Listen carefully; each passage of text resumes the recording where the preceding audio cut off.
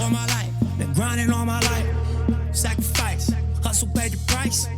Want a slice, got to roll the dice. That's why all my life I've been grinding all my life. Look, all my life, been grinding all my life. Sacrifice, hustle paid the price.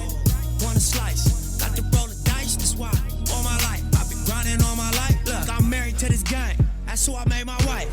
Said I die alone, I told that bitch she probably right. One thing that's for sure, not a stranger to this life. Got a safe that's full of Franklins and a shoulder full of stripes. I don't know a nigga like myself. I say self-made, meaning I design myself. County jail fade, you can pull my foul yourself. Spy raid, swallow rocks, I'm getting high. Welcome to the Double I Show. Incoherent Idiocy. I'm Sweet T, and with me as always, R.W. King. That's right, T. We're here today. We got a lot of stuff going in the show today. We're going to get started, as always, saying thank you to our patrons, T. Thank you very much to everybody. We love the feedback. We love the fact that we are getting more people. And honestly, guys, if you guys love the show, please start recommending it to your friends. Start sending links out to everybody. Get more people involved because we love it. Absolutely. Again, thanks everybody out there for listening, for downloading, telling peeps, that, hey, these guys are out there talking shit. We just want to say thanks to everybody again. We got a couple new features going on, though, T. Why don't you talk about it a little bit? We got a couple new features on the website. So one of them is, as always, we have our blog. We have a couple entries in there going back to our last show, start showing our brackets. We're going to start throwing some more stuff on there.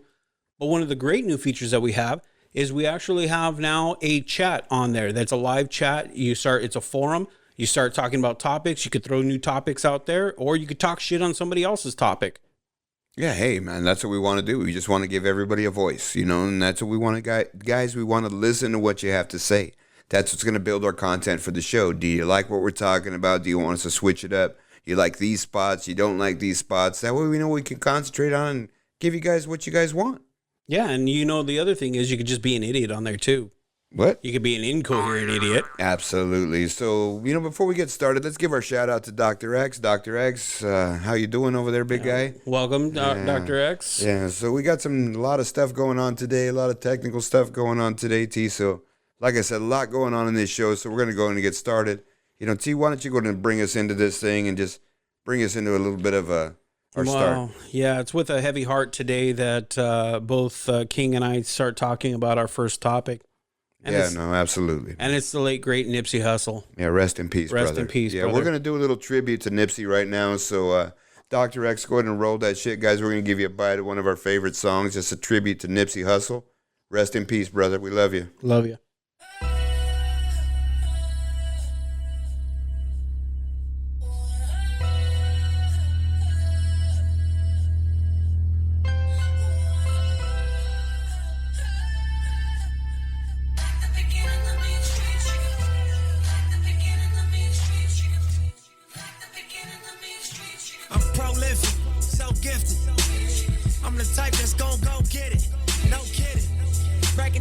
In front of your building, sitting on the steps, feeling no feelings. Last night it was a cold killing. You gotta keep the devil in his hole, nigga. But you know how it go, nigga. I'm front line every time it's on, nigga. 100 pro flow, running shoot pro. 458 drop, playing bulletproof soul. Every few shows I just buy some new gold. Circle got smaller, everybody can't go. Downtown Diamond District, jewelers like yo. Hustle, holla at me, I got Cubans on the low. Through the Cancun, smoking Cubans on the boat. Then dock that Tulum just to smoke. Look, listening to music at the Mayan ruins. True devotion on the bluest ocean. Cruising, my cultural influence, even revolution. I'm integrated vertically, y'all niggas blew it. They tell me hustle, dumb it down, you might confuse me. It's like that weirdo rap you motherfuckers used to.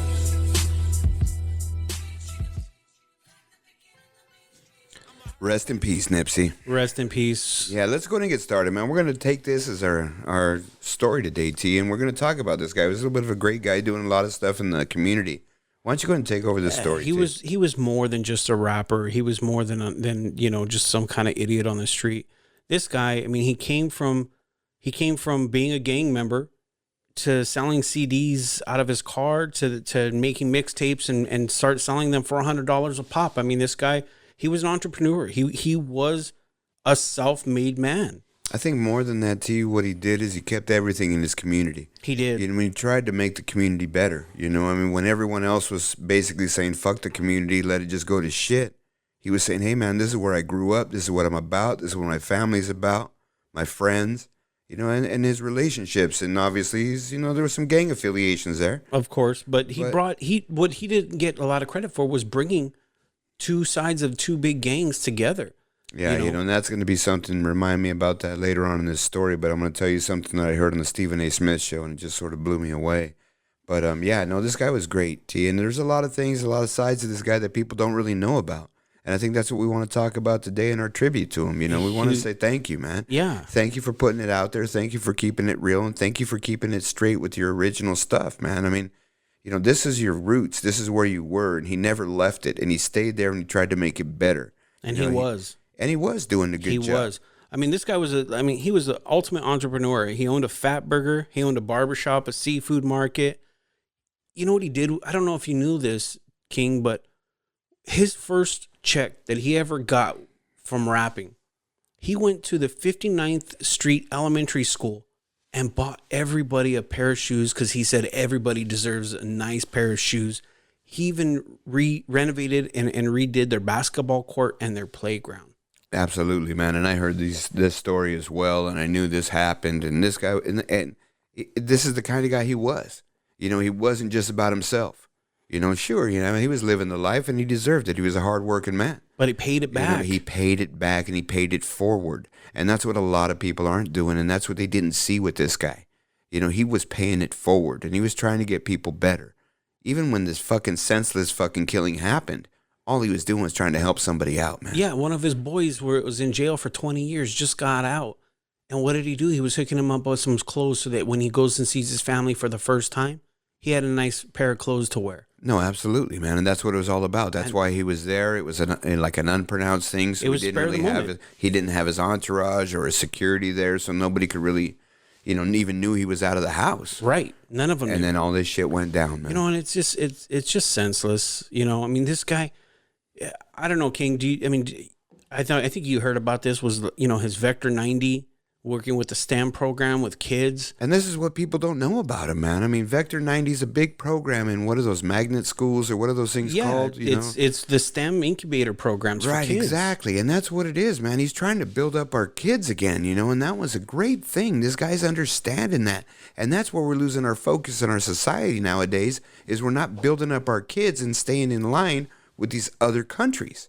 Absolutely. This guy was doing the right things, T. He was. And it's a shame because his whole idea with the STEM, because he worked in conjunction with the STEM, which is already an established program, he built the Vector 90 area so that local inner city youth can be the next big Silicon Valley group. And he was working with all of Silicon Valley to be able to make that happen. So that when these kids go through this program, they have a place to go and work.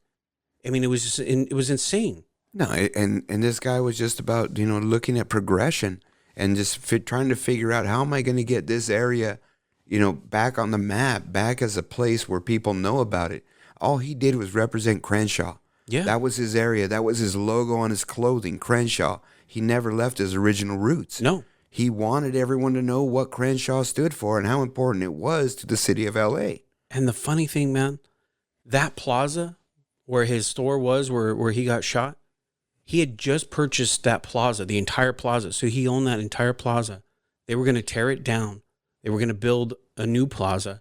But then on top of it, there's going to be a whole incubator system of local business people where they can rent out their office space, but it's like an incubator office space. So all these small businesses interact with each other and thrive off of each other. You know, his thinking and his forethinking and the way he was looking and his approach. I mean, he was a great businessman. He was. This guy was smart, man. He wasn't just a gangster out there doing shit. He was making a difference. It was beyond thug. And for what happened, that senseless act of violence to happen like that, it's just like another piece of history. You know, these guys are in the middle of what they're doing in their movements, and some jackass comes and just shuts them down for fucking nothing. Yeah, and that guy, let's talk about him, Eric Holder. I don't even want to talk about him, dude. I don't even want to give him a minute on here. You know, I hope this fucking guy just fucking gets the death penalty. I know we don't do that here, but he's in life. He's going to be in prison for life. I'm not even going to talk about that guy because I don't want to give him any time. Well, you know, but here's the story. You know what? The sad part is they were friends. Whatever it is, dude, it's my opinion. If you're going to talk about him, talk about him. I ain't giving him another minute. All right. All right, so here's the story I'm going to talk about. Stephen A. Smith. You got all these guys, bro. The day this happened, you probably had 20 NBA guys who basically tributed him that night, wearing his gear, wearing a T-shirt representing him, something else. Russell Westbrook had a historic night the night of his death, or the next night when he played, and he got a 20-twin. Only the second guy in NBA history to ever do that. Yep. At the press conference, he dedicated that to Nipsey Hussle. And why was it a 20-twin? He wanted to do that because of the Rolling 60s, which is where Nipsey came from. You know, I mean, that's the gang life part, but still, you know, this guy was transcendent, man. No, absolutely. So even like I was telling you, I was listening to Stephen A. Smith driving the other day, and I was just out in the road in the middle of the day, just an anomaly. I had to go somewhere for work. So on the way back, I was listening to Stephen A. Smith, and he was talking about Nipsey Hussle. Yeah. And then he said, look, you know, and then I didn't hear the whole show. I got the tail end of the show. It's about an hour show. And at the tail end, he's telling, okay, you know, you guys all heard in the beginning of the show, this guy, and he said his name. I don't know what his name was. You know, I'm not even going to say his name, but I don't remember. But he goes, you know, I told him, he called in, and I told him I wanted him to wait and call me back because I wanted to give him enough time to really tell his story. He says, so I'm going to bring him back now. I'm going to give him 10 minutes on my show just to talk about Nipsey Hussle. This guy was basically a blood. Mm-hmm. Nipsey represented the Crips. Mm-hmm. It was transcendent. Like you said, it didn't matter. This guy loved Nipsey Hussle and the things he was doing in the community. This guy couldn't stop saying enough for him, and he kept saying all the things. He mentioned the school thing that he did. He mentioned all the things with the programs he was doing, and he was talking about how he was trying to make that area great.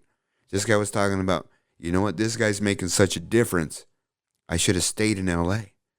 And Stephen A. Smith, what are you talking about? He goes, dude, I'm a 45-year-old man. I got kids that are growing up. I made a decision. I didn't want them living the life I lived. I moved to Seattle. I'm calling you from Seattle. And Stephen A. Smith was a little blown away. Yeah. And he's like, you know what, though, man, I'm going to tell you. I saw the things this guy was doing in my neighborhood. I saw what he would do. He would come out and talk to kids. He would be there on the streets talking to kids. All these kids running to him, and he's giving them candy or whatever else, but then giving them a message.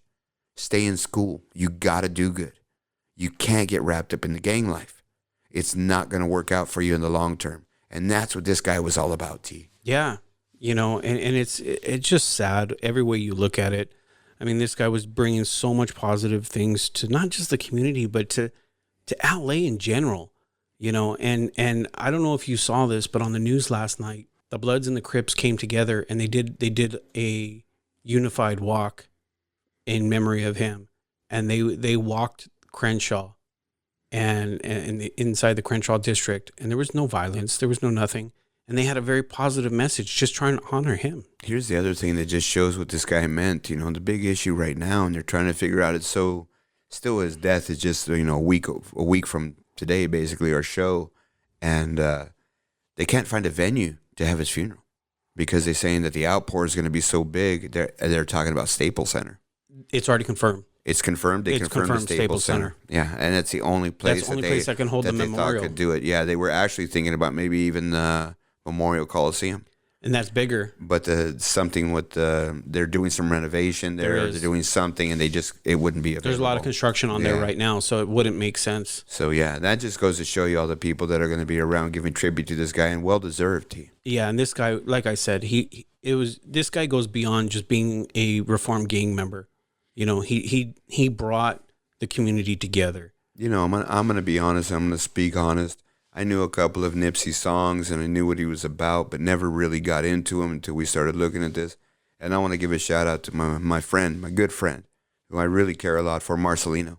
You know, this guy is just, he's just always there for me, and I just want to say thanks. And he's the one who sort of brought this guy to light for me, T. Yeah. And he started telling me about all these things right when it happened, you know, the day it happened. And he actually lives only about maybe a block away from where that happened. You know, and I have a friend, very good, two good friends that live 10 minutes from there. Yeah, and you know, even when the the violence happened at the memorial they had for him, he's actually called me because he heard all the helicopters and stuff and told me to put on the news. Yeah. And we were talking, chatting it up about that, you know. And I just want to say thanks, Marcy, because you know what? You really helped me out because I started looking into this, and I'm really glad I did because learning about this guy is something I'm glad I did. So I appreciate that, Marcelino. Yeah, thanks a lot, man. So I think that's going to wrap us up on that story. Again, we just want to say what happened was senseless. This was a great man who was doing great things in the community. And that's our tribute to him, man. And we want to say rest in peace, Nipsey Hussle. Rest in peace. Your music will live on with all of us forever. Absolutely, man. And the things you already started, they're going to keep going, man. They really are. They got to. All right, T, what do we got next? All right, so this is the Man's Corner. Man's Corner, we're going to talk about a little bit something that all of us really do enjoy, hopefully. All right, so what we're going to talk about in the Man's Corner today, T, we're going to talk about some oral sex. You know, not... All right, Dr. X making his debut. Appreciate that, Dr. X. I like that. Can you hit that again, Dr. X? Oh, I like that. All right, yeah. So, okay, so the subject here, T, is obviously, I mean, probably like, I don't think there's any guy who doesn't like have oral sex performed on him. Right. I mean, but that's not what we're talking about. No, we're talking the other way, man. I mean, guys out there, man, are you guys really into giving oral sex to your lady? Or do you just do it because you have to do it because you feel obligated because she does it to you? I mean, do most guys want to eat pussy? You know, there's a lot of guys that don't. And I've heard that too. I've talked to a lot of guys that don't. I know a few guys that won't even do it. Yeah, they refuse to. And then I know a couple guys that are just like, all right, I guess I have to. Yeah, you know, I don't understand it. You know, and exactly, and that's the part I don't get either. I mean, the whole thing, right, is about giving your partner the same satisfaction and pleasure that she's giving you. Exactly, and if she's willing to do that for you, how can you can't return the favor? Not just that, T, but I mean, I don't know, like, sort of gets me excited. Yeah, it gets me going. Absolutely. I mean, and reality is I probably like doing it better than receiving it. So I'm just throwing it out there, I actually wouldn't doubt that. I mean, for me, yeah. I mean, think about it. Whether it's just you going down on her or a 69, it doesn't really matter. I enjoy it. Oh, absolutely. You know? Yeah. You know, hey, T, I'm getting old, man. Yeah. Sometimes I just don't got the 2 or 3 positions in me. And if I had to choose one, I'm going 69. Yeah, because it's, I mean, right there, it's a time saver too. Yeah, you know what? And if she can't hang and she can't keep up with it, that's all right. Just take a break, honey. That's okay. You don't gotta go I got it. this. Yeah, I got this. Yeah, don't even worry about it. Yeah, you know what? I just don't get guys. I just don't get guys that don't want to even... the whole point is taking care of your old lady. And there's been some big time celebrities that have come out on the on this issue and said the same thing. Okay, now the one thing that I'm going to say though, as a caveat, right? Right. There has to be some hygiene. Oh, of taking course. care of there, right? And that's the other thing. I mean, if she stinks and it's just funky, come on. What? Let's use a little tact, bro. Why? So, this is the Double I show, dude. No, this I know is that, but okay, idiocy. but hey, man, we were on a good roll, and you just started jumping up. Don't start. Look, you just gotta, man. Okay, so what it is? Look, my point is this: sometimes girls think that they're taking care of themselves, but they're not taking care of themselves to a point where you can put your tongue all the way in that thing and run it around there, and you know what I'm saying? Yeah, I mean, use a little bit of the feminine products. I mean, there's guys that probably grew up around the ocean or worked on fishing vessels, and they just don't give a shit. You know what I mean? They probably don't even notice a difference. Exactly. Hello, ladies. You know what I mean? But it's just like, come on. You know what I mean? I don't know, man. I don't know about you, but that has to be the thing for me. Absolutely. But to be honest, I mean, when you're starting that relationship, T, and how does it work for you, man? I mean, when you're first starting with a girl, do you just jump in it full steam, nose in it, whatever else the first day? No, you gotta kind of, you gotta kind of, All right. So yeah, talk about it. Is it the first date? Is it the first couple dates? Okay, let me back up. The first time you fuck? Is it the second time? Is it a few times? What is it? So the first time you fuck, for me at least, you have to be able to test it, and it's like a chef. What does he do when he's making something? He tastes it. So you got to kind of, get your finger involved and everything and stir that shit up and you'll find out if it's really stinky or not. You're not answering the question. The question is, when do you do it? Well, that's my point, is you got to do that. And when you do that, if everything's good to go, I just go. On the first time? First time. Well, you got to come with your game. Okay, not just... You know what I mean? You got to bring it. Not okay. Because you can hook them. If you like them, then you're going to get them, hey, all right. No. I understand that part, man. But, I mean, the reality is there's nervousness on both sides the first time. True. Right? There always is that anxiety. True. So. But once you start going, though, man, the anxiety goes away, at least for me. I don't know about you. You know, once you're moving, you're moving. And I got to bring my A game. Yeah, no, I mean, most guys want to bring their A game, but, again, some guys can't handle the pressure. Yeah, but I don't know. I've never had that problem, you know. For me, you just bring it, you bring it. And it's sometimes, actually, to be honest with you, when you start off with that, it works out even better. No, I mean, okay, just so we're clear, 99.9% of the time, I have to start out with that. Well, you got to build yourself up. Not that I build myself up, because, I mean, that's what's going to get me there. Right. I mean, I'm not even, look, for me, I'm talking personal opinion.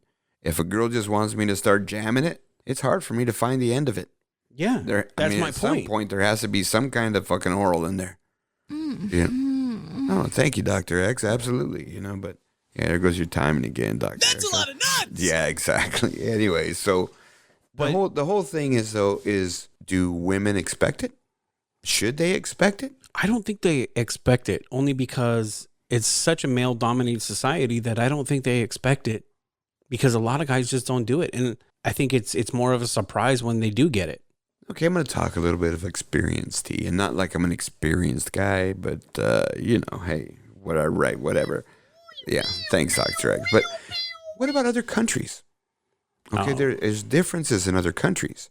And I'm going to speak for Asian countries, because I did I worked for an Asian company for a while, and I did a lot of work in Seoul, Korea, and I was in Korea a lot. Yeah. It's very different over there. Yeah. You know, even like their porn. They don't have like porn like we have porn. Okay. Their porn is pretty much blocked out the genitalia. Even though they show it, they show it's like soft porn. So it's blurred. Blurred, yeah. Okay, so it's like normal porn, but blurred. But so you don't see the penetration. There isn't as many positions. There seems to be a lot more, not men oral on the women. There's oral. The women are doing oral on the men. Right. But instead of the men doing oral on the women, it's more with vibrators and things like that. Yeah, toys. And that's a little bit weird. And most of the sex scene is mostly missionary. Okay. There isn't a lot of different positions. So it's more vanilla. Right, absolutely is. So, I mean, over there too, you know, if you give a woman oral pleasure, they're not used to it. So you're saying that they don't expect it. They don't expect it at all. Right, it's a cultural thing. Right, exactly. So that's my point, you know. I mean, and here in the United States, we have a lot of influx of people from other countries. Yeah, true. Who may not, and I'm going to throw out my age here. So throwing out my age, women at my age who may have been a little more conservative younger here and probably got married younger, and maybe it didn't work out, or their old man passed away, whatever, and R.W. King gets a whack at it. Right. And he goes down on it. And it's like you said, this girl's flipped. Right. Sometimes I don't want them flipped. I just want to do that a couple times. But that's the point. They just they've never experienced it. Yeah. How can a grown-ass woman never had her pussy licked? And again, it's amazing, right? But yeah, it kind of goes back to some of your points, and also to the point of that there's still a lot of guys that refuse to do it. And to your point, generational too, not just by cultural, but generational too. You know, there's women that are in their mid to late 40s, maybe early 50s, that have never had that. That was the age I was talking about. But that's what I'm saying is it's also generational, because, you know, a lot of guys back then really weren't into that. Do you think younger guys I guess they're not the millennials anymore, because the millennials are 20 something, right? 20. Well, millennials and Gen Zs. Okay, so Gen Z, do you think those guys are eating pussy? Yeah, I think they were a lot more into that, and because of porn.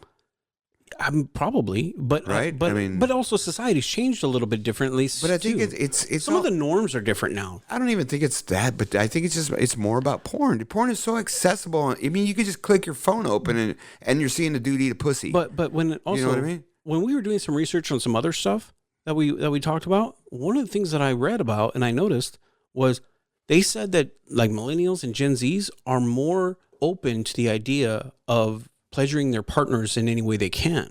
So that means not just eating pussy, but also doing more or at least trying anal. And they're more open to the idea of those different types of things.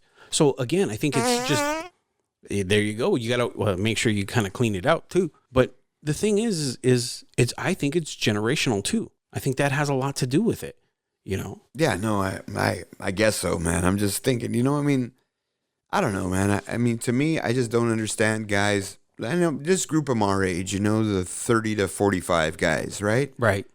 Fuck, man. I mean, those guys got to be eating pussy like a madman. But there's so many of them that I talk to that don't. Yeah. And that's why we're sort of talking about that today. I know a lot of guys that don't. We were blowing this thing around the other day and talking about this, all three of us, you know, Dr. X, you and me, and we just started talking about, like, fuck, how many guys we knew that basically come out and say, no, we won't eat pussy. You know, maybe that's something like a poll that we start putting up on the website. Let's ask them. Yeah. Do we got to be politically correct?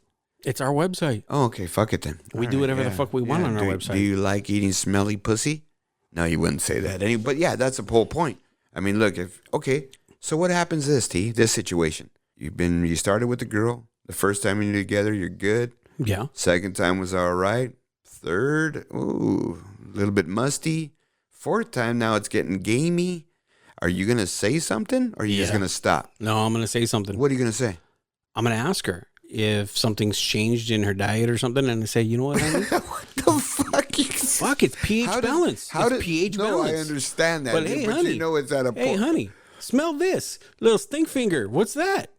You know, did you not clean down there? What the hell's going on? You're gonna sit there. You're gonna be kissing your lady, rubbing her all over the place. No. Afterwards, after you're done. Okay, so after you're done and your whole face smells like fucking a can of tuna. So she can, when she goes to kiss you, she can fucking smell her and say, "That's you." What are you gonna do about it? What if she says, "I don't see nothing wrong"? Bye. Well, if you're not gonna fix it, then I ain't going down there. Yeah, but and then down here we go again. I want that in my partner. I want to eat my partner's pussy. Right. So if there's a girl that's saying, "Hey, I ain't gonna," if she's not willing to fix it, then she's not the girl for you. Right, exactly. But that's my point. What if it's just like everything else? You start good, and then it tails off. Right.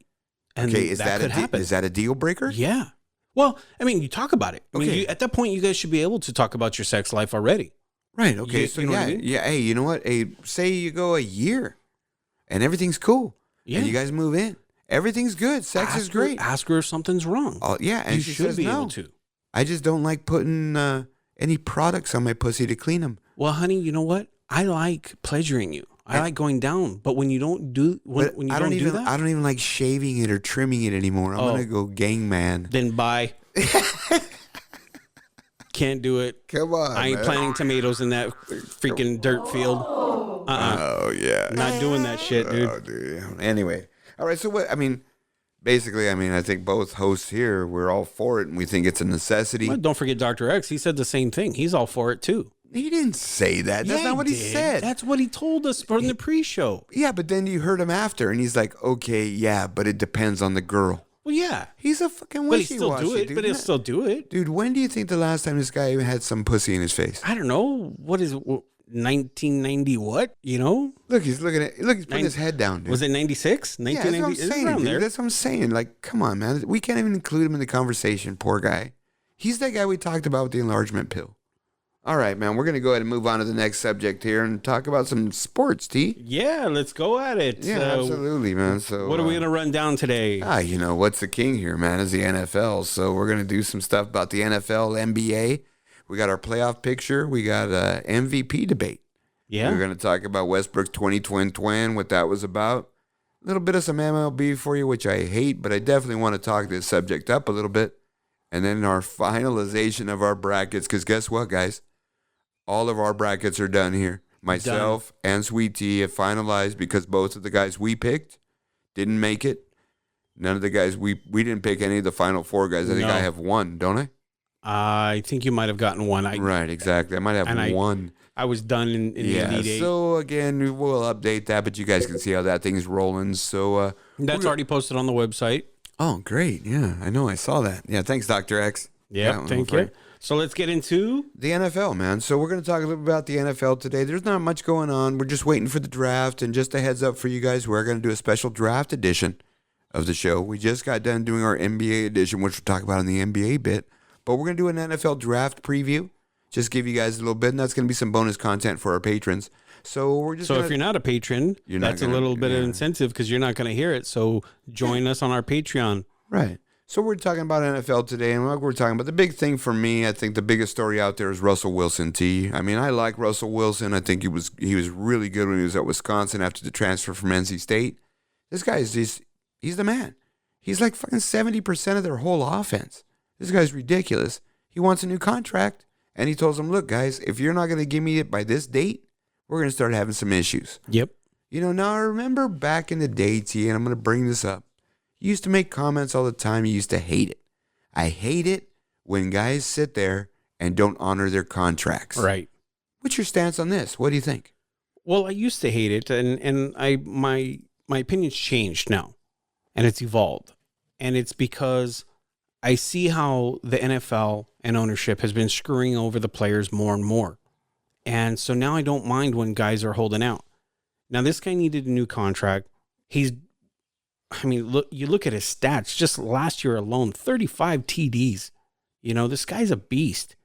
You know, I'm not a huge fan of Seattle, but you can't deny what he's done there. Okay, let's back up a little bit, T. And I think he deserves it. What I asked you was, when you used to say is that guys should honor their contracts. So I'm going to give you a specific example. Sure. A guy has a 4-year contract. Yeah. At the end of the 4th year, or maybe has a 4th year where it's done with it, they have a 5th-year option. Yeah. And the team picks up the option, but the guy says, "I'm going to hold out because you know what, my value's higher now." I think that's a completely different situation than a guy in his 2nd year saying, second of his 4th year, saying, "Okay, now I need more money." That's sort of what I was talking about, because that's what we were talking about here. This guy has a contract. He does. But he wants more money. The market's changed. And that's exactly the point. And that's sort of more the point than the holdout. It's more that the market has changed so dramatically. Exactly. And it changes so much every year. Yeah. That we talked about this in the last show or a couple shows ago with Mike Trout's big contract. In 4 or 5 years, it's going to be dog shit. It's the same thing with all these guys. They got to be paid for what they're worth now. Yes. Because their contract, their careers could end before their contract's over. And more so in the NFL, because you have a higher risk of getting hurt than Major League Baseball. So if a guy like Russell Wilson is telling you guys, work out my deal, right? I was paid really good, top 5 guy when you guys made me restructure, but now I'm like number 16 or 17. Guys, I'm higher than 16 or 17 value. Right. So redo me. And I think that's sort of what should happen. I mean, come on. I think Kirk Cousins is getting bigger money than Russell Wilson. And is Kirk Cousins better than him? No.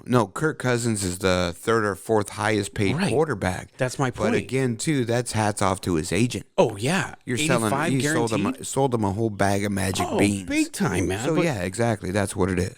Wilson, this guy is everything to this team. He's everything. They have to be able to pay him. Or, what are they going to do? I see here on Dr. X's notes, he says, should they trade Russell Wilson? And there's a lot of scuttlebutt saying that the Raiders should make a trade for him. It's the same thing I talk about every week, T. It's all media bullshit. There's no way Seattle will let this guy go anywhere, because once they do that, they're winning 2 games. And they're not going to do that. There goes all their money. So they're going to pay him. It's just a matter of figuring out the fine print and getting all this shit squared away. Did you bet on the Vegas odds on whether or not they would pay him? No, I don't think they're going to pay him. I think what's going to happen is it's going to get a little critical.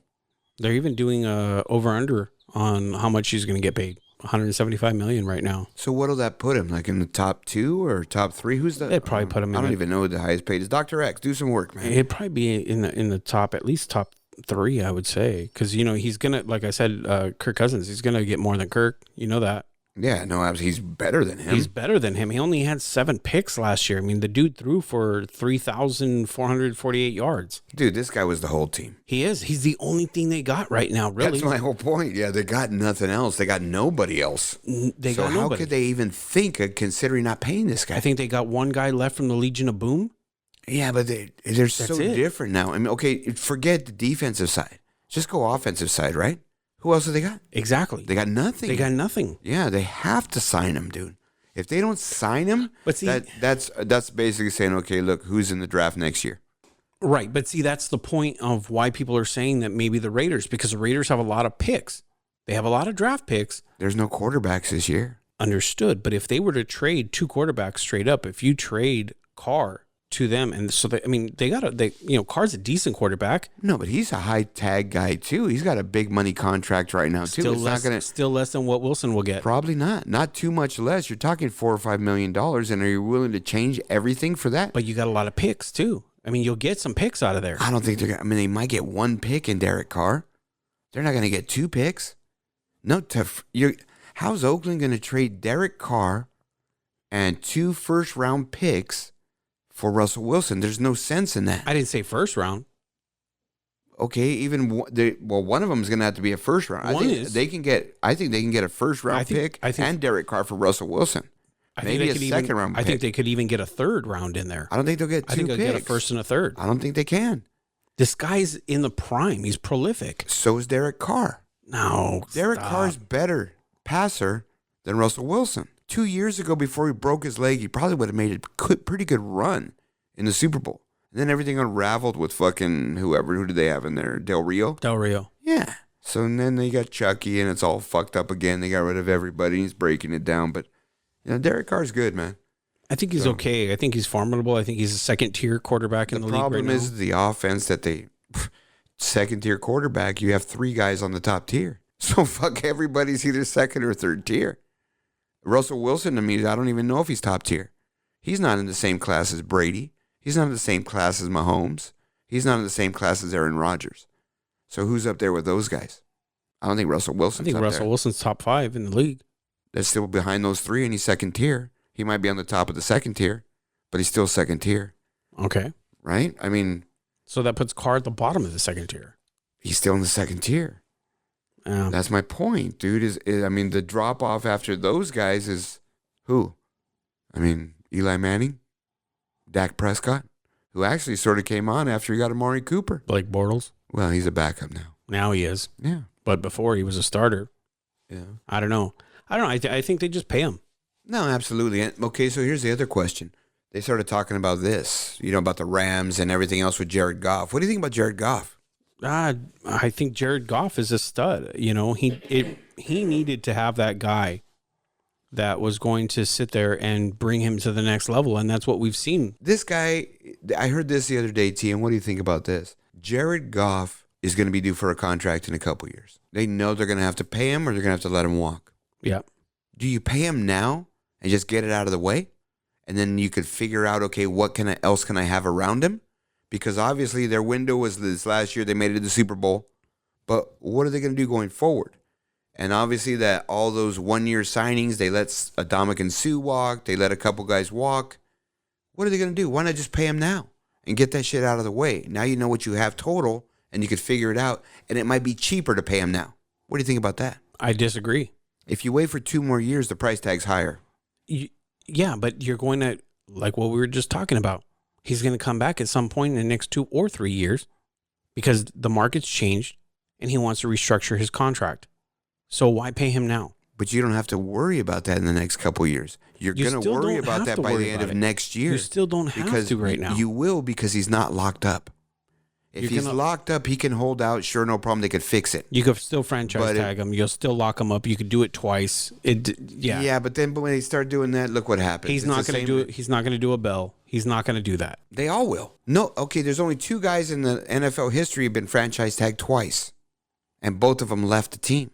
I understand that he's not going to do a Le'Veon where he's franchise tagged and then they. I don't think they'll franchise tag him because I think they're going to sign him before the end of next year to a long-term extension. It just makes sense to them. I just don't think you do it immediately. I don't think you have to. I think you do, because I think the price tag for these quarterbacks is going up so much every year. But by the time you do it, it's going to be past the cap room. You're better to do it now and manage it later. So then, and I agree with that. I think that's what I think they should do. I hope they do that. I'm not a Rams fan, but I hope they do that so they don't have to sign anybody. Oh, fuck, dude. All right, go ahead and play it, Dr. X. Play that shit. Come on, man. Play that shit. Hurry up. Oh, man. Yeah, man. So there it is, man. The AAF goes down, dog. This is just so fucking bullshit. You know what I mean? You know I like the AAF. I know you do. This shit was decent. And you know what? They just couldn't get a lot of traction. There was a lot of bullshit. They were having trouble getting fucking sponsors. But you know what? There was some problems going on, man. So why don't you talk about what really brought this fucking organization down? Well, to your point right now, real fast before I start getting into it, is the traction. They were gaining traction as far as viewership. After the first 4 weeks, their viewership started to spike up even more. So they were gaining some traction with viewership, but sponsorship was a little bit harder. The biggest problem is these guys did not think it through. They didn't think it out as far as how much money they were going to need to survive just to get through one season. So they needed a big cash flow influx. And in comes the owner of the Carolina Hurricanes hockey team, Dundon. And this guy said that he was going to give them $250 million so that they can make it through the season as an investment. But his demand was that he ran the board. Now, the original founders of the AAF said no, but they lost in the vote. And so ultimately, the guy, they said, yes, you can take over the board, give us the money. Now, he only gave them, that was just like I promised to give you this much. He had only given them $70 million, and he wasn't getting his return fast enough. So he decided, I'm going to cut it. Yeah, no, that's bullshit, dude. I mean, it was actually decent. It was an avenue for these guys who were sort of out of the league or were in the league for the last couple years and sort of just got bounced around to get back in it. And this guy sort of shot all that down. I even heard some shit that when this thing went down, they told players, hey, you know what, guys, you got to fend for yourselves.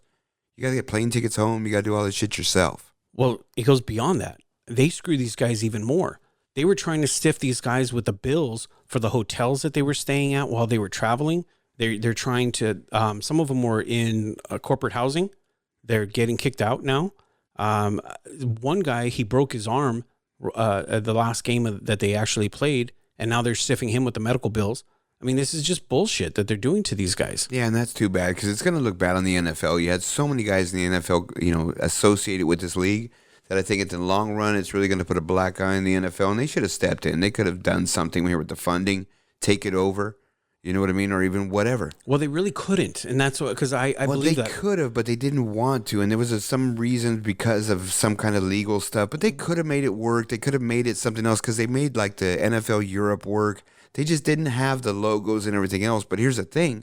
All the people that are affiliated with this league are affiliated with the NFL. Well, but here's the thing. NFL said that they would step in and they would do this, but they only had to wait one more year. The reason why the AAF went off this year, why they rushed it, was because they were trying to get a jump on the XFL. Okay, they were trying to get traction. But the issue was they had negotiated with the NFL to try to be the minor league for the NFL. Now, the NFL was okay with that, but it has to be part of the new CBA, which doesn't happen until next year. So the NFL could not step in. These guys, knowing that, said, okay, those were the original founders. This guy, Dundon, that came in, that invested the money, he said, no, I wanted to negotiate now. And he was trying to force the NFL to negotiate now. And the NFL's our hands are tied. Our original agreement is when the CBA comes into negotiations, we can add that to it. But this guy wouldn't wait. And so that's why he pulled the plug, because he couldn't wait.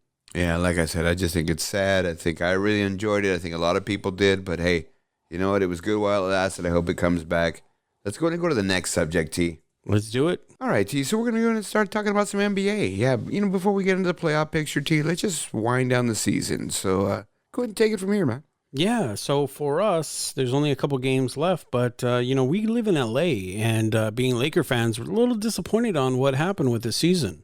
Oh. Yeah, absolutely, man. I mean, we had some high expectations with LeBron out here, but you know what, man? The reality is the kids are still the kids. There was a couple key injuries. LeBron went down for the first time in probably his career, right? His career. He was down for 19, 18 games, man. They fucking took a shit. And they're coming back from that, too. I mean, we were up there. We were doing pretty good, and they actually beat Golden State on Christmas Day in Golden State. Yeah, they were doing well. Yeah, and that's when he got hurt. They were sitting at the number 3 seed at that point. Yeah, man. So I think we would have made the playoffs, you know what I mean? But a little bit different. But we'll see, how it goes and shakes out in the offseason for those guys. And I don't know about Luke Walton, man. If you're out of here, Luke, you were a good player. I really didn't care for you, but didn't really think they should have hired you as a coach either. I think you're a little too soft.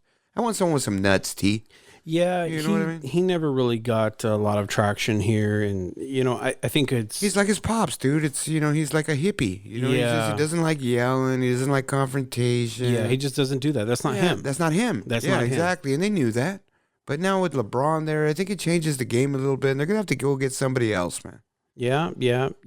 Although, talking about the season though, at the end of the season, something interesting just happened. Popovich just set a record by getting kicked out of a game in the first 63 seconds of the game. I love Popovich, bro. Yeah, dude. But I mean, I love Popovich. It's crazy though. He's the man, dude. He is. And he better get all the fucking credit he deserves when he gets done with this shit. Oh, he will, man. He's already gotten tons of credit. I mean, he's an OG. I mean, everyone gives Phil Jackson all this shit, but the reality was he didn't do shit without Tex Winter, and Tex Winter's the guy who created the fucking triangle. So you know what? Fuck you, Phil Jackson. I think, in my opinion, the best coach ever of history of all time, probably Popovich. Popovich is, Pop is up there, man. Pop is a legend. I can't even say his name, man. All right, man. So the end of the season's here, T, and now they're gonna start looking at guys, and guys get the scoring records, and guys get the rebound records, and most blocks, and all that shit. Who's gonna be your MVP, bro? It's tough. We started having this discussion a couple episodes ago. Yeah, it's tough, but for me, I think it's James Harden.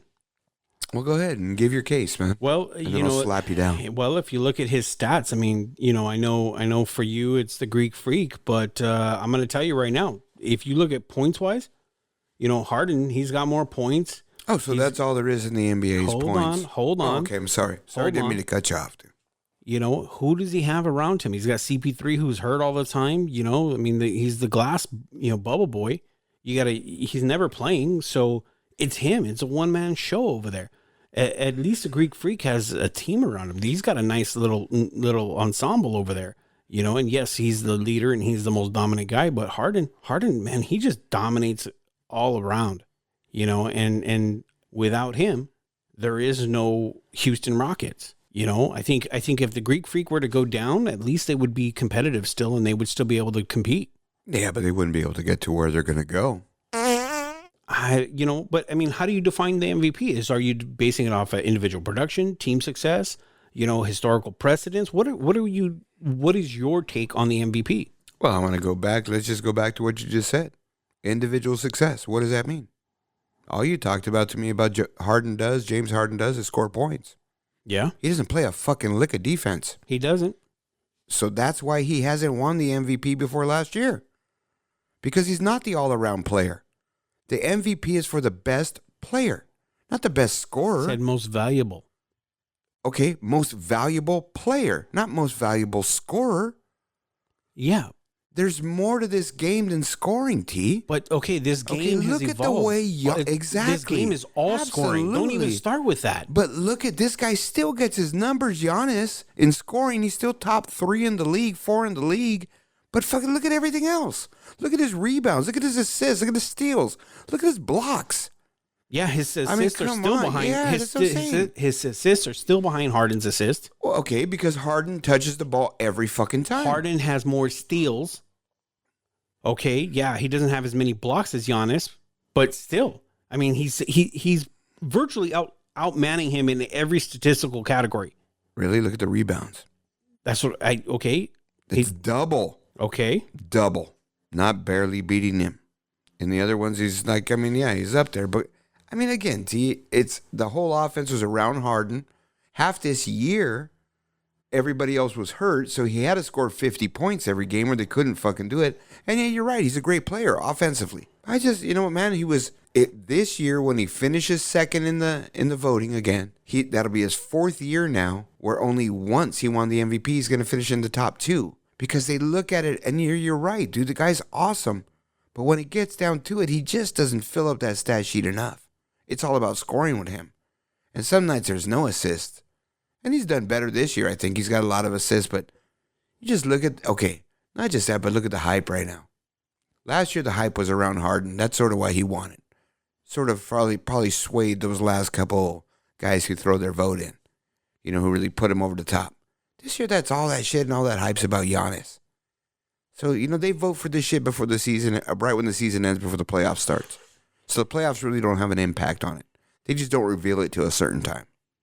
But I just got to tell you, man. For me, it's Harden still. I know, but I'm just telling you right now that Giannis is going to win. It's not who we like or whatever else. It's just the way the media sort of has this thing roll out.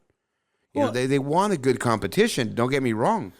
But all the hype is really on Giannis. True, but I don't give a fuck what they want. Because you know what? Harden's not getting the guys. primetime games this year. But I'm just looking at both guys. I'm looking at it's all about a certain amount of guys, right? And we talked about this the other day, how everything works with a small percentage. You look at a small percentage of group, and they use a formula to calculate what everybody likes out of that small percentage. It's the same thing with this, because really what it is it's about primetime games.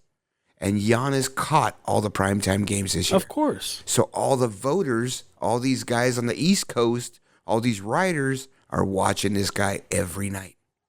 That's the game they're watching.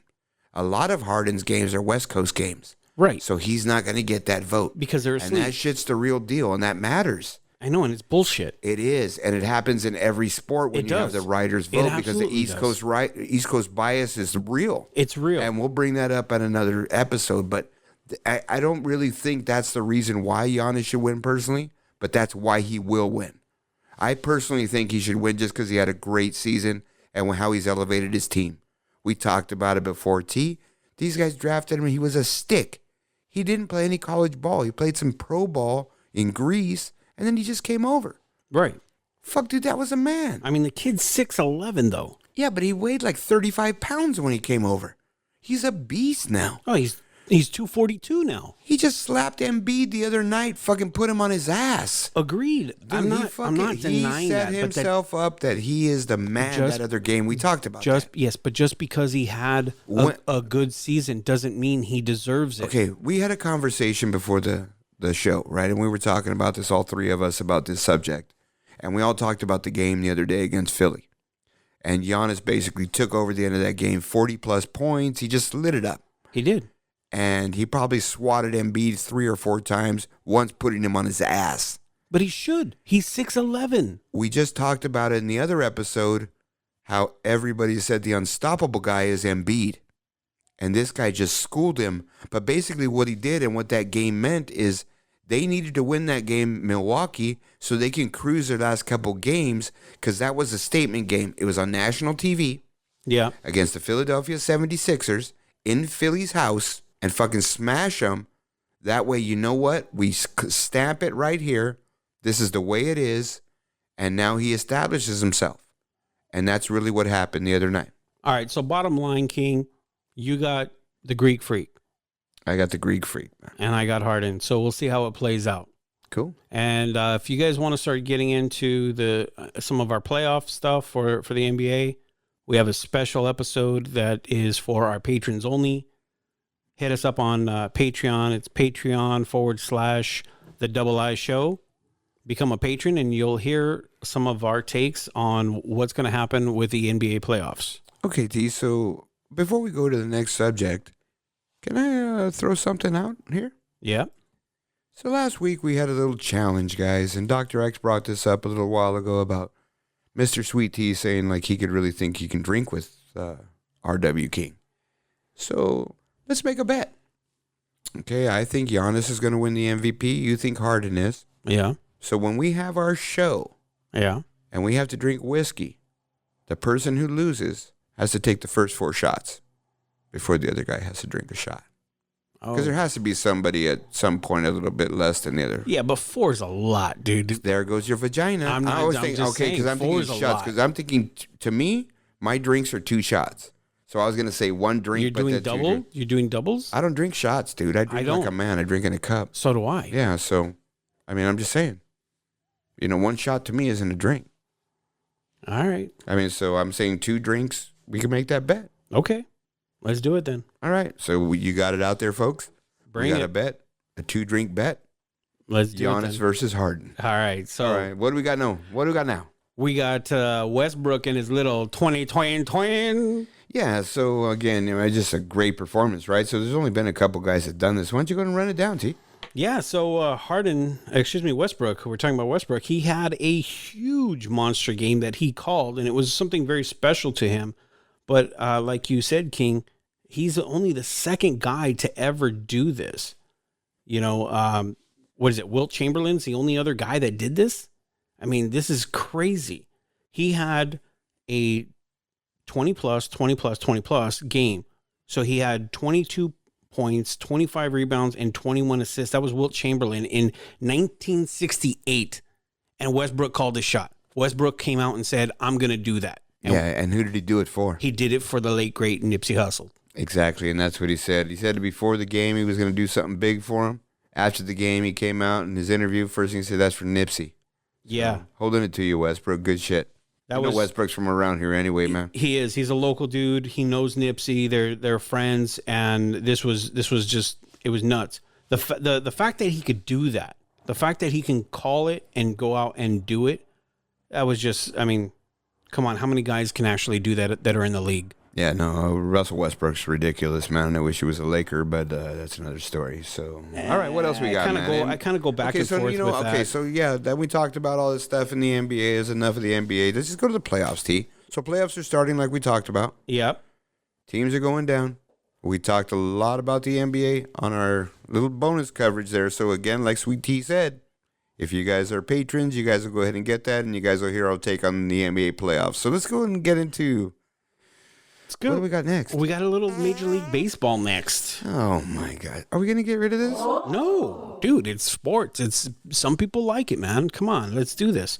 So, Major League Baseball, we got a couple things going on. Bryce Harper's return to Washington. That's what I was going to talk about. Now I wanted to talk about this because I wanted to stick it in your ear, Mr. T.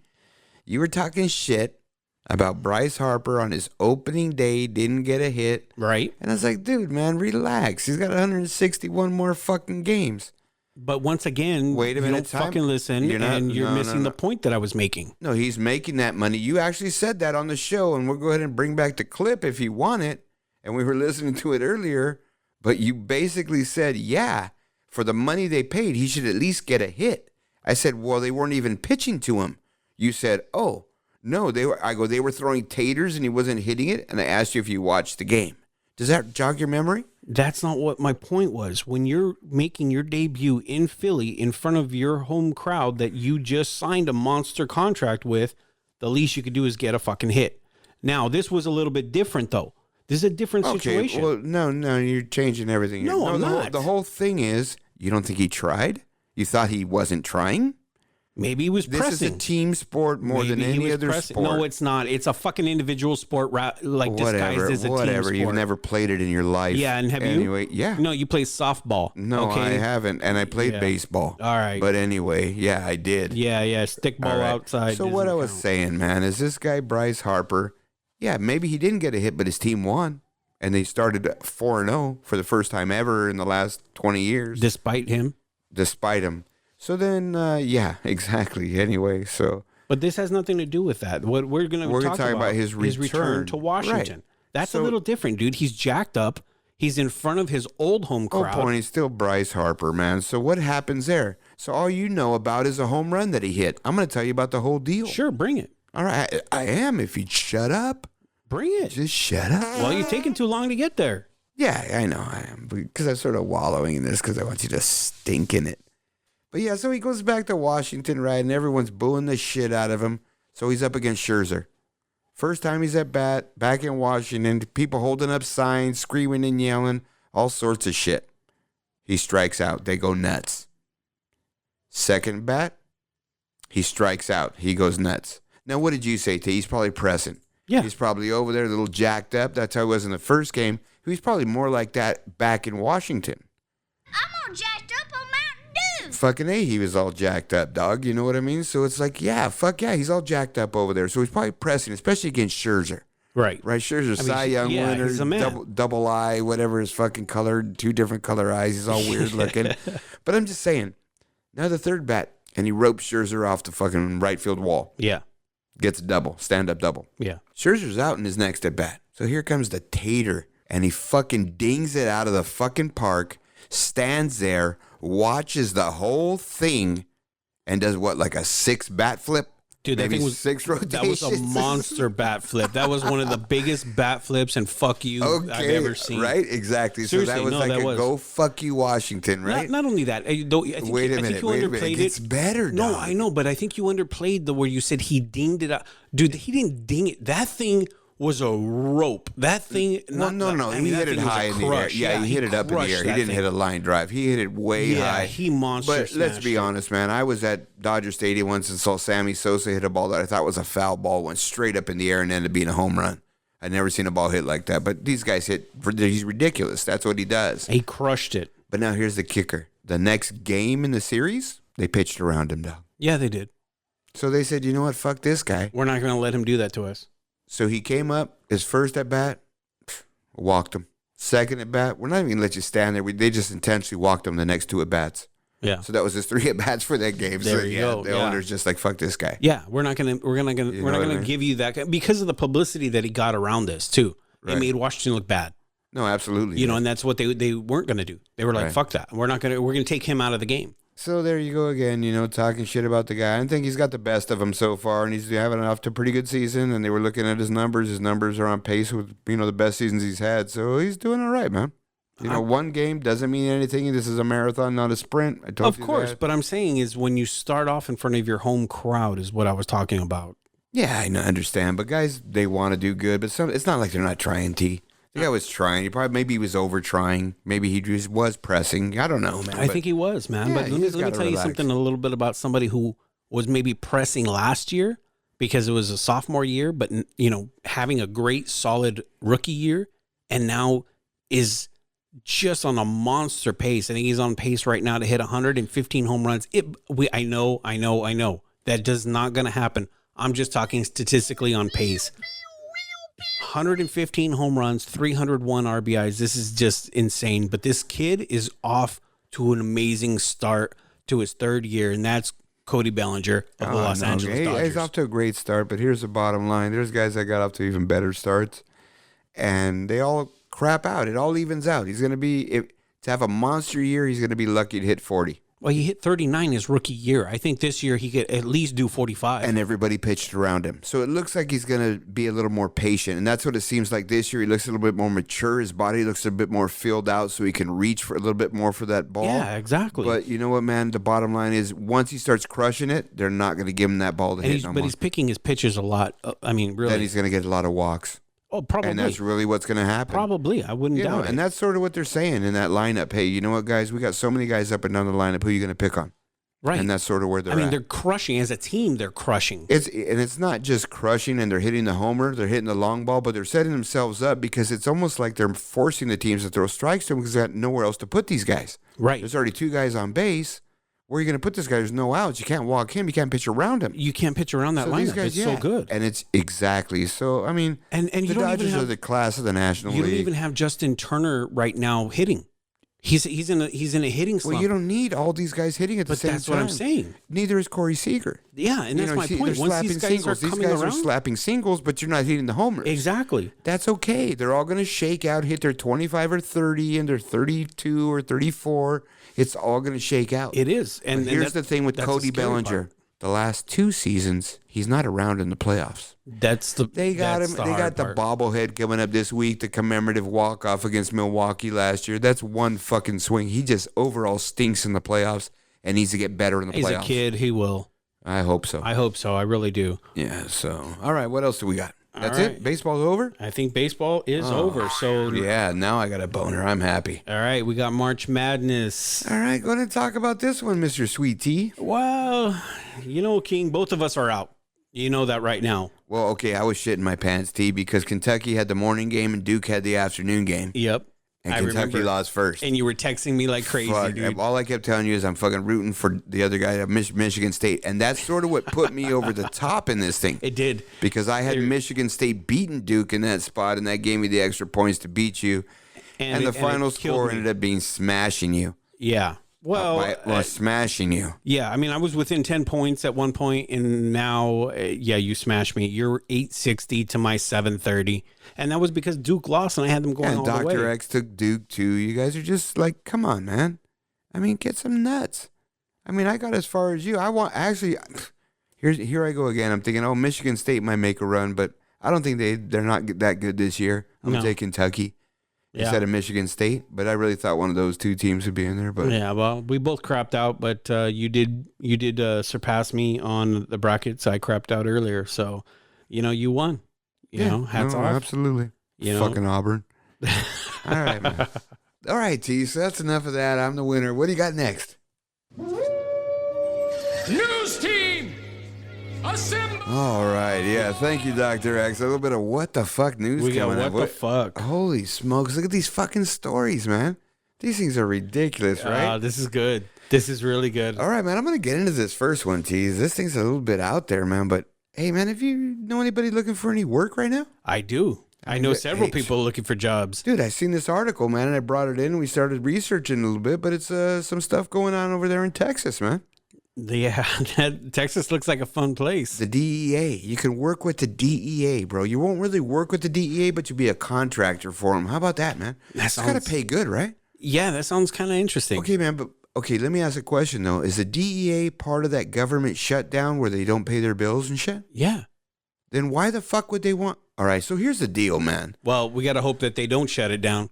Yeah, exactly. So the DEA in Texas, and this is talking specifically in Houston, but it's also parts of Galveston, Beaumont, McAllen, Brownsville, Corpus Christi, Del Rio, San Antonio, Austin, Waco, big cities. The DEA is looking for contractors that can burn 1,000 pounds of pot per hour for a minimum of 8 consecutive hours per day. Because I got high. Because I got high. Because I got high.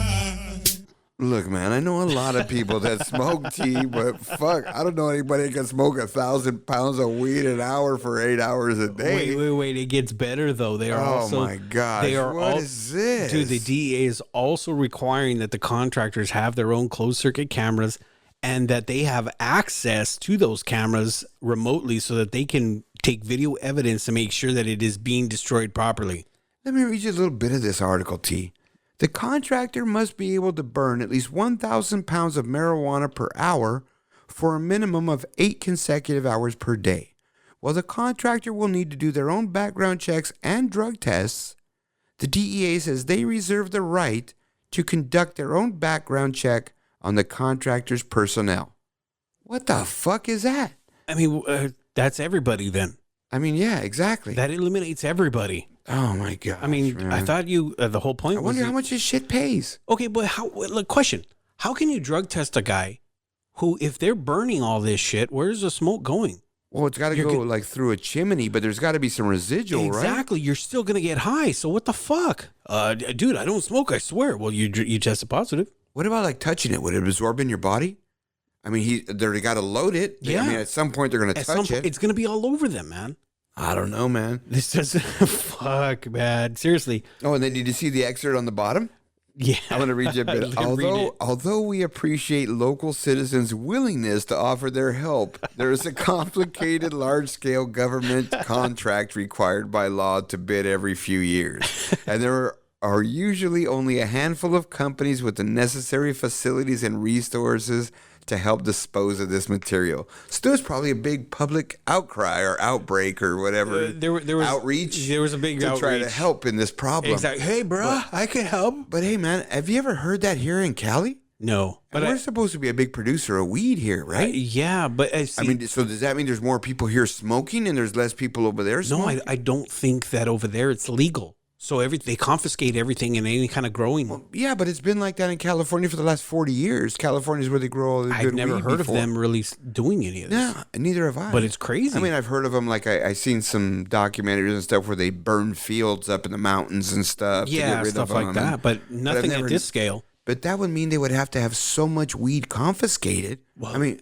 think about think of how much 8,000 pounds of weed is. That's 4 tons. But look at it. It's a border state, man. If that stuff is coming across the border. Yeah, good point, T. You know? Maybe it's stuff they confiscated coming across the border. And that becomes government property. Oh, so it's that crappy, what do they call cess weed? It's like the skunk weed or whatever crap is? No, I think skunk weed's a good weed, T. Yeah, you're a virgin. I don't know this shit. Yeah, exactly. But still, it's pretty fucking hilarious, crappy, man. all full of seeds and shit. But anyway, go to the next story, T. All right, the next one we got is a zebra down. It's kind of sad, man. So this zebra got out, and of course, it's in the most fucked up state in the union, Florida. He escaped. And this guy in Florida actually had an unlicensed zebra as a pet. And so the zebra got out and he ran around the neighborhood, So the guy starts chasing him. The guy pulls out his own gun and shot the zebra dead. What do you mean? Dude, he pulled out his own gun. And Neighbor did. No, not the neighbor. The guy that owned the damn animal, that owned the zebra illegally. He shot the zebra dead in the middle of the street in the neighborhoods. Just said, fuck it, I'm tired of this thing breaking out. I'm just tired of this thing. Yeah, dude, it's pretty messed up, you know, and the sheriffs and everybody were called out, and it's pretty sad, man. People said that they tried to stop it. They were trying to help the zebra. They were trying to, you know, convince the guy not to do it, and the guy just did it anyway. Wow, man. You know, it's sad, but who the hell has a zebra as a pet? And where the hell did you get it? That's what I want to know. And I'm reading this story to you, and the guy's sort of throwing the thing out that he said that the animal injured itself and he was euthanizing it. Yeah, that's bullshit. And that's what the witnesses said. It didn't appear to be injured at all, man. No, and we saw some video on it. And then they said that the owner told those people around that he did it so it wouldn't hurt anybody. Yeah, I think it's a crock of shit. Oh, man. That sucks for that zebra. Why would you have it in the first place? Man. How can you care for it? I seen that movie Stripes, bro. I like zebras. Right? I mean, it was a cool movie, man. Yeah, but I'm just saying, I mean, who would have it? You know what I mean? Exactly. Look, if you got an animal like that, man, you got to fucking take the responsibility, man. But it's an exotic animal. You shouldn't have it in the first place. It's just a horse that's painted different. It acts like a... No, it's different, No, really, man. I saw the movie Stripes, dude. It lived like a horse. Yeah, it's not the same. I mean, yeah, but I mean, how many... Okay, first of all, horses aren't really meant to be captive anyway. Right, but I mean, this zebra has a different type of diet than a horse does. I mean, you know... Not really. That's what they were talking about in the movie Stripes. But anyway, you got to watch the movie, man. So what do we got next? I love this story, man. So, man, you ever sit there, man, you flip somebody off, T? All the time. I do it to you all the time. Well, I'm doing it to you now. Thanks for that. You're welcome. Appreciate that. Love you. Man. Yeah, appreciate it.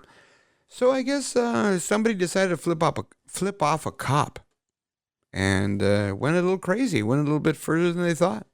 You know, this person got a, Seriously, what did the cop do? Well, the fucking cop turned around and gave him another ticket. So the guy was leaving, right? So the guy got pulled over. Actually, I think it was a woman. I think it's a chick. Yeah, Her name's Deborah. It was a woman. Yeah. She got pulled over. The cop wrote her a ticket. She was disputing it a little bit, and he was being a little bit of an ass, according to what they're saying or what her point is. What cop isn't? I know some cops, dude, and I like cops. I got good friends that are cops. No, I do too, but they can act like an ass too. I'm honest about it. Yeah. No. And they even admit it to me too. No, yeah, you're right. But anyway, so Miss Deborah Cruz Guylis here, we're going to use her name. She got pulled over, man, and the cops, wrote her a citation. And they get into a little bit, a little bit of, I don't agree with you, whatever else. The guy was being a jerk. Hey, just shut up, take the ticket, whatever. When she was leaving, she decides, I'm going to flip this dude off. So she gives him the bird, man. Yeah, so what? Big deal. Here, stick this one up yours. Yeah. You know what I mean, dude? That's for you. Yeah, she's pissed off. So he fucking chases her down, pulls her over, and gives her a ticket again for speeding again. And she wasn't speeding. She's like, what the hell are you doing, man? So this thing went a little bit crazy, but now it's going into, your freedom of speech rights and everything else. So what have you heard about it, man? So I heard that, just like you were saying, it's a freedom of speech, and they actually took this to court, and in a 3-0 decision, the court ruled that, the officer should have known better, and no matter what about the driver, whether she was rude and she flipped him off or anything, but that's a violation of her freedom of speech, and case dismissed, man. That's what I heard. I mean, they're setting precedents right there that you could flip off a cop and they can't do shit to you because that's freedom of speech. Absolutely. Why? I mean, in reality, what makes them like any other person? I flip you off. I flip somebody in the street off. I do whatever else. That's my business with you as a person. Not on a professional level as a police officer. What law am I breaking? None. Right. And that's what they're proving. Yeah. So, yeah, absolutely. I love it. I love the fact that... Hey, so if that's freedom of speech, can I tell a cop, fuck you? I would assume so. Right. It's the same thing. I mean, right? I mean, verbal, nonverbal. Right? I mean, hey, it's just like people who can't speak. They sign. Yeah. It's the same thing. They would say that it's just like verbal. And they would sign the same way. Oh, this is crazy, man. I love it, man. But hey, I'm all for it.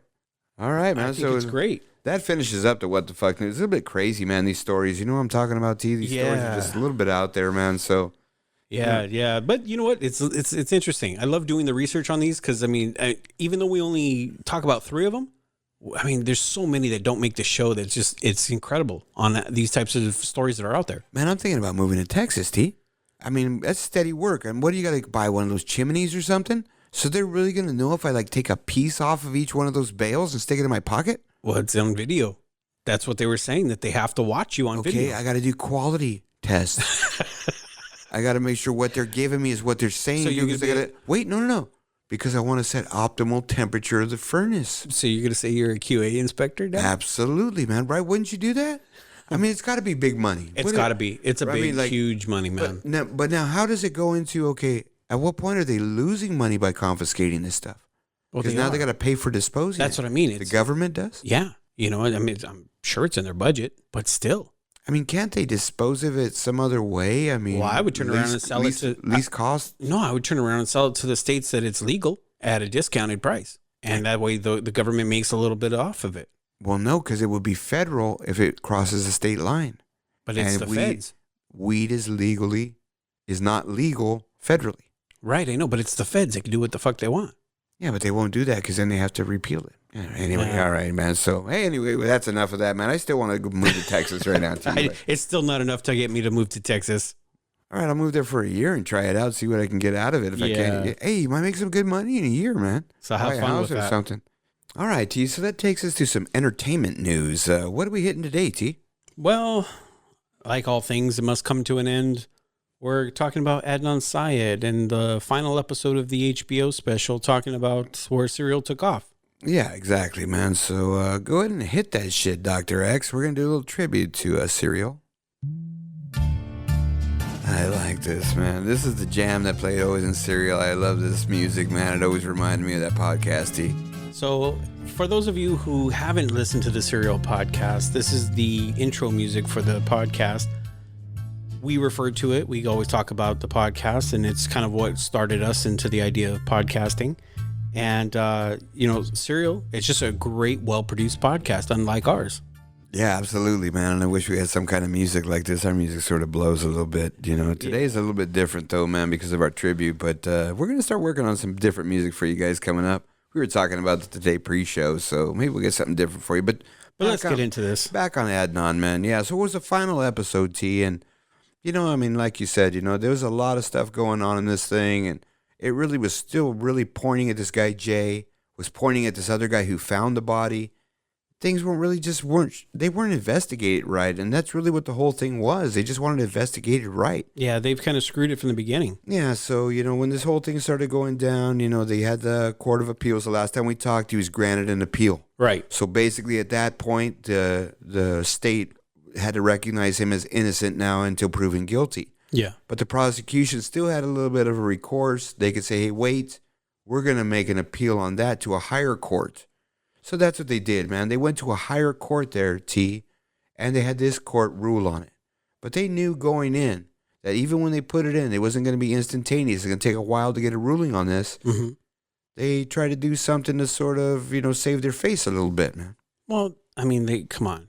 Let's face it. They knew that they didn't have much of a case to begin with. Absolutely. They were lucky to have him behind bars with what the case they did have. I think, it was BS, and so it's weak. Yeah, and a little bit of backdrop to this, too, with the timing. Right when this, second appeal was happening, there was a race for attorney general happening, right? Mm-hmm. And one of the guys that was involved in the Adnan Sayed prosecution was running for attorney general. Right. There was another guy running, and then a female was running.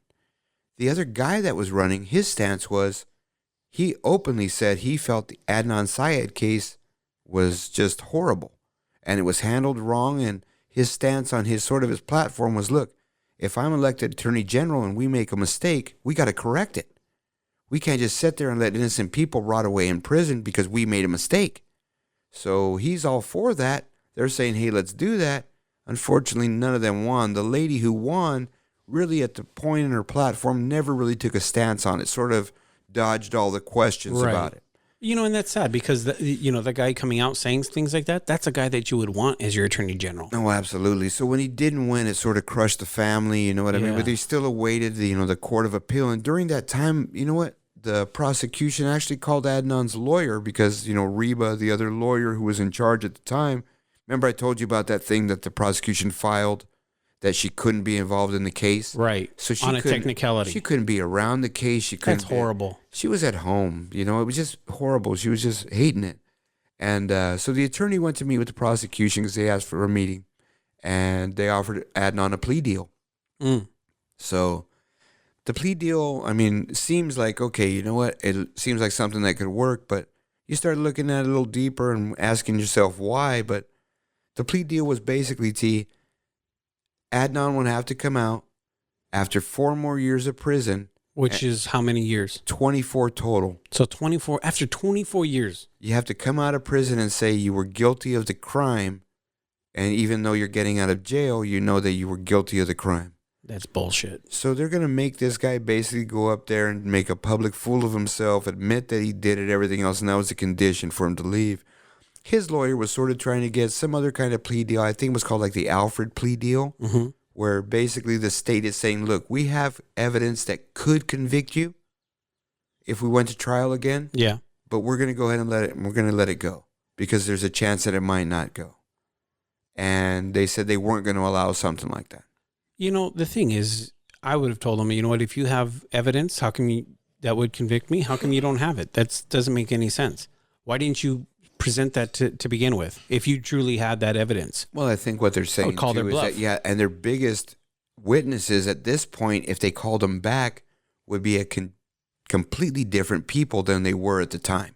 Right, because they've already discredited Jay. They've discredited Jay, and then the other key witness was the guy who testified about the cell phone tower. Right, and he's already switched to the other team now. So yeah, absolutely. So it's. I'd call their bluff. So basically, what Adnan he was forced to do, man, is basically say, hey, you know what, man, he said it just like this, and he said, look, after 5 years in prison, I still want to fight it. I didn't do it, man. I got to get this right. After 10 years, you still have that thought in your head. I need to fight. I need to keep going. Yeah. He said, but man, you hit 15 years coming at 20.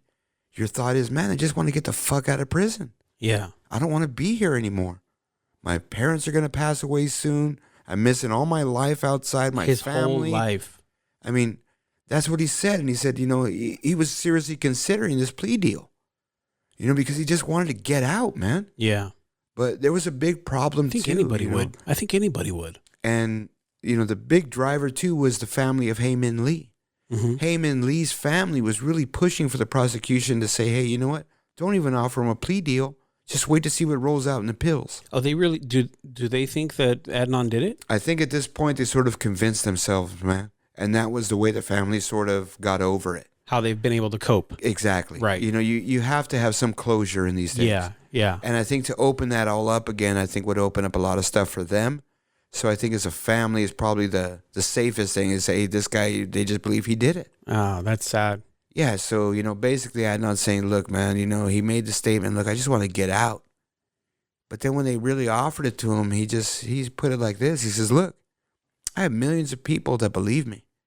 I have my family. I have my mother, my father, my brothers, Sarah Koenig, all these people who talked to me. And I told them, I'm going to come out now and tell them everything I said was a lie when it wasn't.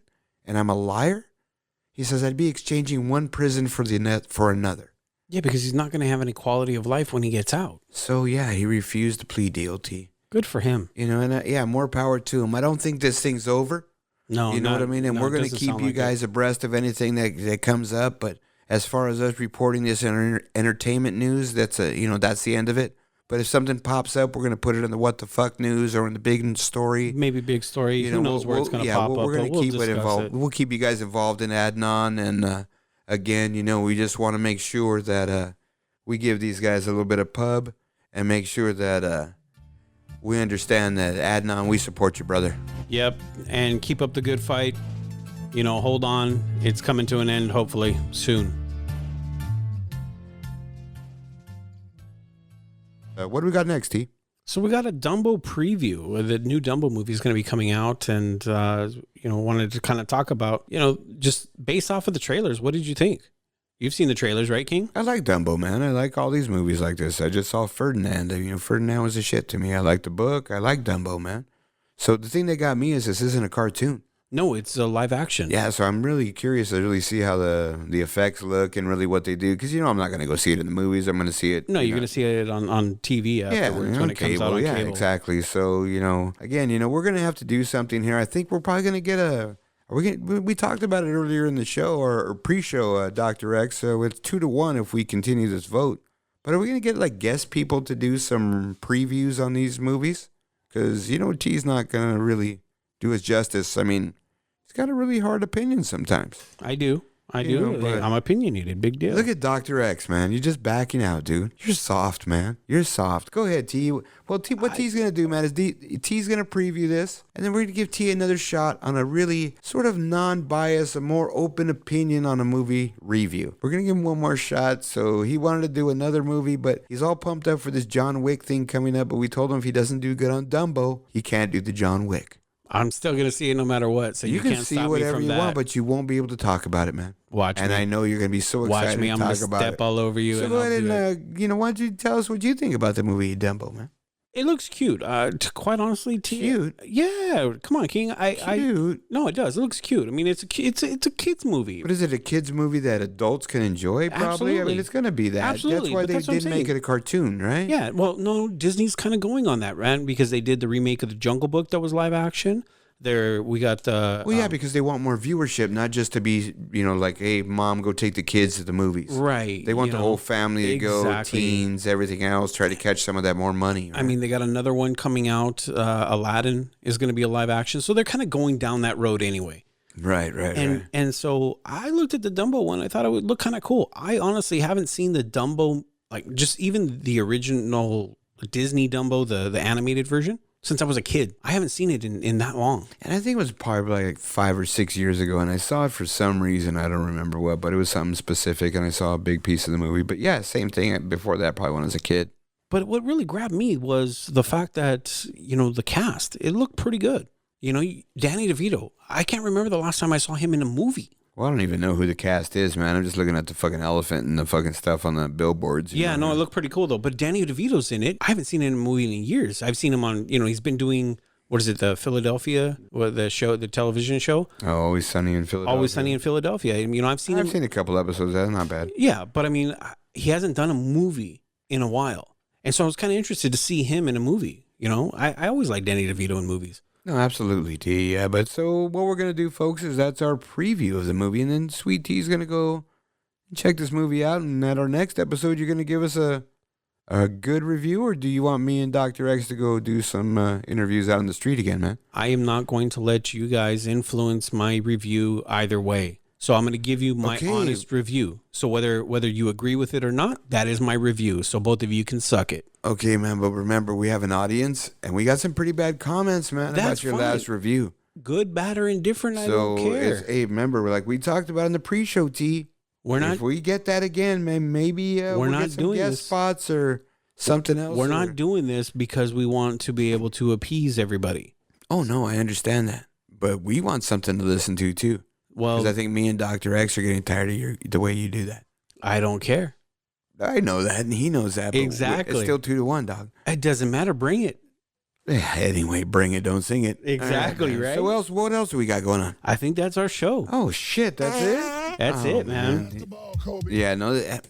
Dr. X, where were you tonight, man? What were you doing? What's he doing? He's over there fiddling with his you-know-what. No, man. I think he got messed up because we did that at a show earlier in the day today. The bonus coverage, it just kind of threw him off. Yeah. It's not our typical thing, but I actually enjoyed the bonus coverage. Yeah, no, absolutely, man. So again, we just want to wrap up again, and we want to say, this show we're going to go ahead and dedicate to Nipsey Hussle. We want to say rest in peace, brother. Rest in peace. This was all about you, and we're going to end it queuing up some music again and fade out his music. And again, like I said, he was a great guy, man, doing a lot of good positive stuff in the neighborhood. He's going to be missed. Really, he's going to be missed a lot in his neighborhood. So, here it is again for the Double I Experience, Double I Show, Incoherent Idiocy. I am R.W. King. And I'm Sweet T. We are out.